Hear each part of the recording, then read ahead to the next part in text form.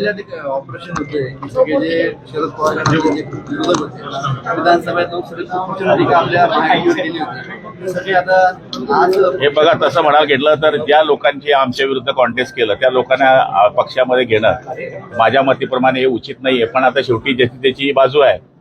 पण काही लोक जे येत आहेत ते फक्त पक्ष वाढवण्याकरता येत नाहीये तर त्यांनी केलेली जी घाण आहे ती घाण दाबण्याकरता येत आहेत आणि काही दिवसानंतर त्यांच्या लक्षामध्ये येईल की आपण इथनं घेतल्यानंतर पश्चाताप झाला की फायदा झाला.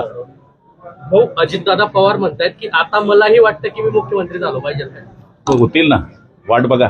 पण असंही म्हटलं जातं की एका वेळेस छगन भुजबळ हे मुख्यमंत्री होऊ शकतील पण अजितदादा नाही असं संजय राऊत म्हणतात. संजय राऊत काही फार मोठे शास्त्रज्ञ किंवा भविष्यकार नाही आहे त्याच्यामुळे त्यांच्या बोलण्याला काही अर्थ नाहीये.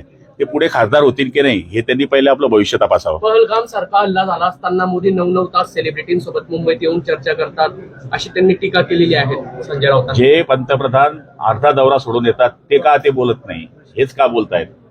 मला तरी असं वाटतं की अशा पद्धतीने एखाद्या पंतप्रधान बोलणं म्हणजे सूर्यावर थुंकण्यासारखं आहे. रायगडचं पालकमंत्री पद गावगुंडांच्या हाती देऊ नये असंही म्हणतायत ते. ते कोण ठरवणार आहे कोण गुंड आणि कोण संत. हे ईडी मध्ये गेलेला माणूस हा गावगुंड ठरवणार आहे का? लाडक्या बहिणीचे आता 2 दिवसामध्ये पैसे